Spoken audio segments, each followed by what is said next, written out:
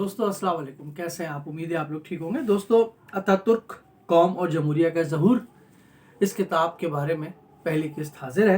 Patrick किनरास की ये किताब है और इसका तर्जुमा हुमा अनवर साहिबा ने किया है और इसका पेश लफ्ज़ जो है वो फ़र्रुख सोहेल गोविंदी साहब ने लिखा है। किताब छापी है शाया की है जमहूरी पब्लिकेशंस ने लाहौर से, और बहुत ही शानदार, बहुत ही मबसूत, बहुत ही मुफस्सल किताब।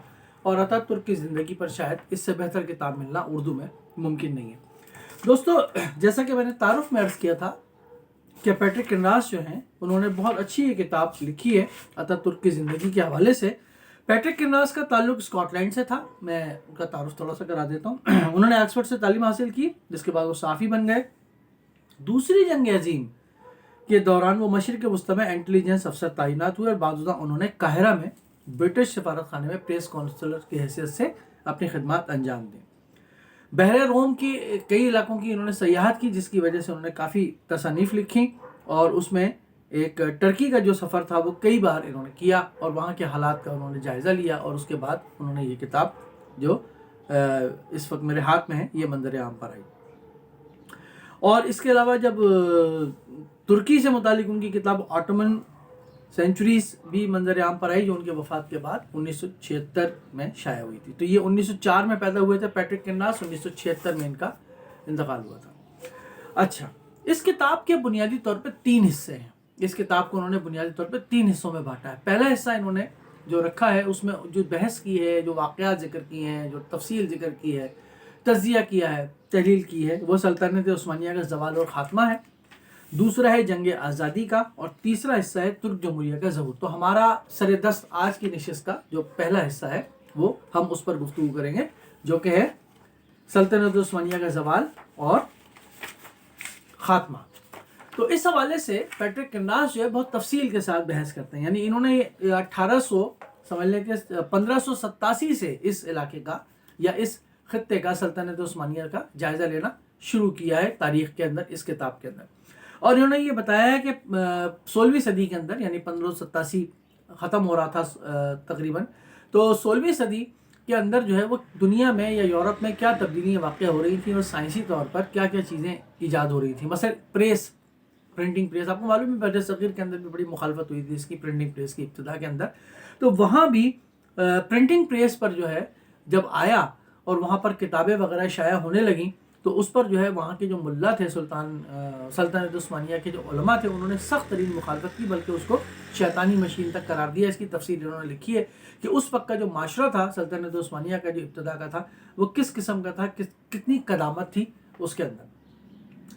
फिर उसके अलावा तुर्क अशराफिया जो थी, वहाँ की जो तुर्क अशराफिया थी, हालांकि वो कहने को तो तुर्की थी, तुर्की में रहती थी, तुर्क नस्ल थी, लेकिन उन तुर्क अशराफिया के ऊपर जो तहजीबी गलबा था, जो उनके ऊपर सकाफती गलबा था, वो अरबों का था या फ़ारसी का था, और उन्हीं की तहजीब वो अपनाए हुए थे। और फ़ारसी ज़बानों और अरबी ज़बान का गलबा जो था इतना था कि वो अपनी ज़बान और अपनी सकाफ़त और अपनी तुर्क जो उनकी रिवायात थी वो तकरीबन भूलते जा रहे थे, और उन्होंने अडॉप्ट कर ली थी बाहर की, अरबों की और फ़ारसी रिवायात। आप इस आईने के अंदर आज अपने पाकिस्तान को भी देख सकते हैं, बर्रे सग़ीर को भी देख सकते हैं। बर्रे सग़ीर के मुसलमानों का भी अलमिया ये है और एक मसला है कि हमारे यहाँ अपनी सकाफ़त का बड़ा बहरान है। हमारी समझ में आज तक ये बात नहीं आई कि हमारी सकाफ़त है क्या, हम अरबों की सकाफ़त अपनाएं, आज से 1400 बरस पहले की जो सकाफ़त थी क्या वो हमारी सकाफ़त है, या उसके बाद जो फ़ारसी सकाफ़त हमारे यहाँ असरात के तहत आई बर्रे सग़ीर के अंदर, क्या हम उसको अपनाएं, क्या वो हमारी सकाफ़त है, या हमारी अपनी पाकिस्तान के अंदर जो तारीख़ है उसकी भी कोई सकाफ़त है या तहज़ीब है, यहाँ के जो इलाके मकामी है उसकी भी कोई सकाफ़त है या तहज़ीब है, उसका भी आईना आप इसके अंदर देख सकते हैं। तो उस ज़माने में नौजवान जो तुर्क थे उन्होंने तुर्क कौमियत की, तुर्क ज़बान की, तुर्क रिवायात की तहफ़्फ़ुज़ की तहरीक चलाना शुरू की। तो आपको मालूम है कि पहली जंग अज़ीम में फ्रांस ने, बरतानिया ने, रूस ने, जब तक के रूस में मार्क्सिस्ट इनकलाब नहीं आया था, उस वक्त तक जो है वहाँ नौजवान तुर्क जो थे उनकी बड़ी मुखालफत की इन आलमी ताकतों ने कि तुर्कों के अंदर तुर्कियत का या तुर्क कौमियत का जज्बा जो है वो बेदार ना होने पाए, बल्कि इनको शायद अरबों के ही ताबे रखा जाए या फ़ारसी जो इनकी तहजीब है उसके ही ताबे रखा जाए। तो उन्होंने बड़ी कोशिश की थी, लेकिन बहरहाल वो आगे चल करके नाकाम हुआ। तो इसके अंदर इन्होंने पैट्रिक किनरास साहब ने बताया कि किस तरीके से वो कशमकश शुरू हुई और क्यों कशमकश शुरू हुई और उसके नताइज जो है वो क्या बरामद हुए। پھر اس کے علاوہ ایک اور بہت اچھی بات ہے کہ ترک جو ہے زوال پذیر معاشرہ تھا. سلطنت عثمانیہ اور عالمی طاقتیں بھوکے گدھوں کی طرح جو ہے اس کے اوپر چپٹنے کے لیے تیار تھیں, لیکن اس وقت جو ہے وہ ترکوں میں بڑے دانشور پیدا ہوئے. مثلا ابراہیم شناس, نام کمال, ضیاء گوکلپ وغیرہ پیدا ہوئے. تو ان کے نظریات کا بھی بڑا تفصیل سے ذکر کیا ہے کہ اس زوال پذیر معاشرے کے اندر جو نوجوان ترک تھے وہ کن نظریات سے متاثر ہو رہے تھے اور کس طرح متاثر ہو رہے تھے. پھر جنگ قسقاریہ کا انہوں نے ذکر کیا 1922 میں, کہ جہاں پر یونانیوں کو شکست دی تھی, اور وہاں سے ایک امید بندھی کہ شاید یونان کی شکست جو ہے وہ شاید نوجوان ترک جو ہیں جو انہوں نے تحریک اٹھائی ہے, فوجی بھی تھے اس کے اندر شامل, سویلینز لوگ بھی تھے, کچھ علماء بھی تھے. ایسی بات نہیں ہے کہ سارے علماء جو ہے وہ خلافت کے حق کے اندر تھے اور نوجوان ترکوں کے حق میں نہیں تھے یا ترک قومیت کے حق میں نہیں تھے, ایسا نہیں تھا. تو انہوں نے اس کا بھی بڑی تفصیل سے ذکر کیا.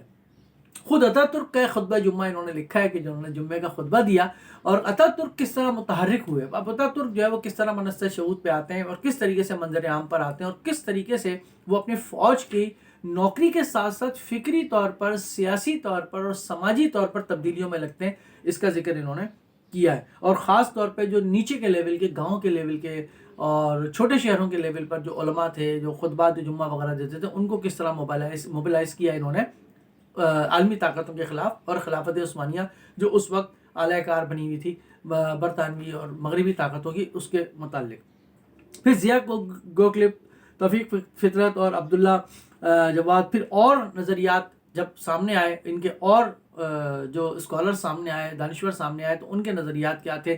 پھر اتا ترک نے ان میں سے کون سا نظریہ اپنایا, اس کی تفصیل سے انہوں نے اس میں ذکر کیا.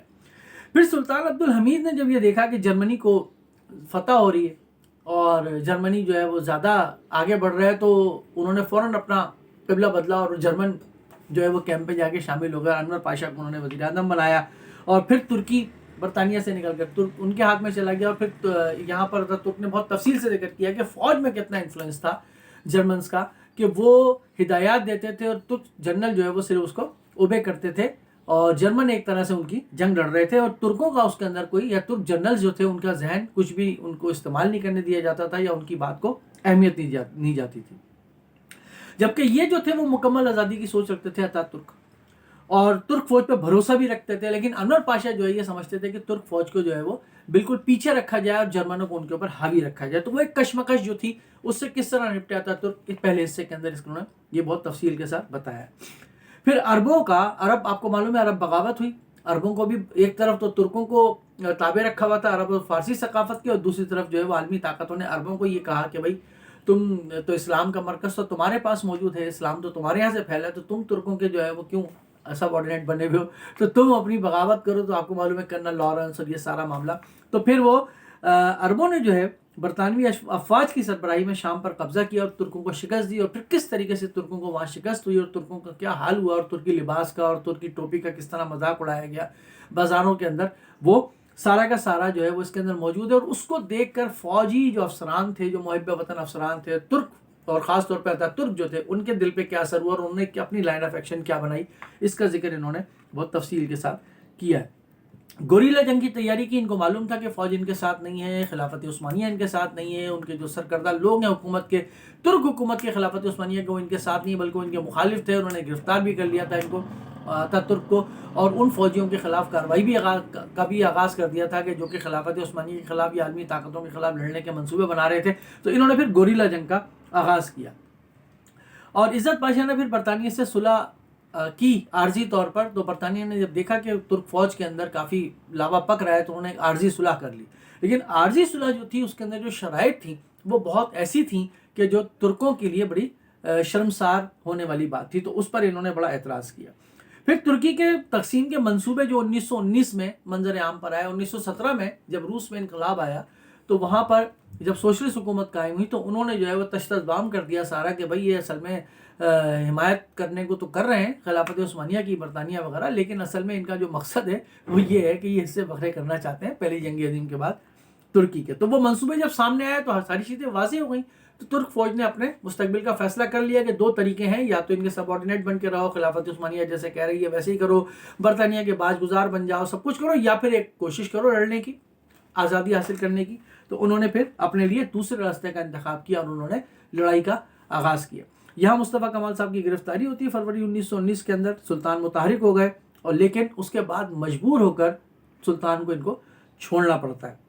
अनातोलिया भेज दिया जाता है इनको। अनातोलिया बड़ा इनके लिए ज़बरदस्त रहा कि वहाँ पर रह करके इन्होंने बहुत मुनज़्ज़म किया फ़िक्र को और लोगों को, और सल्तनत उस्मानिया के ख़िलाफ़ या सल्तनत उस्मानिया से मुतालिक हक़ाइक़ से इन्होंने आगाह किया कि ये सब में ये किस तरह ले जा रहे हैं तुर्कों को। फिर यूनानियों ने जहाँ जहाँ कब्ज़ा किया था उन्होंने जो मज़ालिम किए और वहाँ जो एहतिजाजी तहरीक चली और उसको जो लीड किया वो बहुत सारे लोगों ने, उसमें खालिदा अदीब खानम साहिबा का भी बड़ा जिक्र है। तुर्की की बहुत ज़बरदस्त स्कॉलर थी, बड़े सग़ीर में भी आई हैं, यहाँ से मुतालिक भी उन्होंने किताब लिखी है, तो उन्होंने उनके अफकार का भी जिक्र किया। तो तकरीबन 200 सफ़ात तक और 211-12 सफ़ात तक जो है इन्होंने पहला हिस्सा जो है पैट्रिक किर्नास ने लिखा है खिलाफत उस्मानिया के ज़वाल का है, सल्तनत उस्मानिया के ज़वाल का, जिसका मैंने थोड़ा सा तारुफ आपके सामने पेश किया। आप इस किताब को ज़रूर पढ़ें। इस किताब को पढ़ने से, इस किताब के पहले हिस्से को पढ़ने से आपको बर्र सग़ीर में आजकल का भी जो माशरा है या आज से 100 बरस का पहले का भी माशरा है उसमें और इसमें काफ़ी मुमासलत भी नज़र आएगी। और आपको ये भी नज़र आएगा कि हमारे यहाँ भी बहुत सारे दानिश्वर पैदा हुए, लेकिन हमारे यहाँ कोई ऐसा जनरल पैदा नहीं हुआ या हमारे यहाँ ऐसे लीडर पैदा नहीं हुए कि जो इस कौम को ज़वाल से बचा सकते, बल्कि कायद-ए-आज़म मोहम्मद अली जिन्ना ने तो उस वक्त एक बहुत आला कोशिश की और उन्होंने जो है वो एक मुल्क आज़ाद जो है हमें दिलवा दिया। लेकिन उसके बाद हमारा हाल क्या हुआ है वो हमारे सामने। उम्मीद है कि ये किताब आप ज़रूर पढ़ेंगे, बहुत अच्छी किताब है। दूसरे हिस्से का इंशाल्लाह तज्ज़िया मैं कोशिश करूँगा 2-3 दिन में आपके सामने पेश करूँ। ये दूसरी किस्त थी, उम्मीद है कि आपको पसंद आई होगी।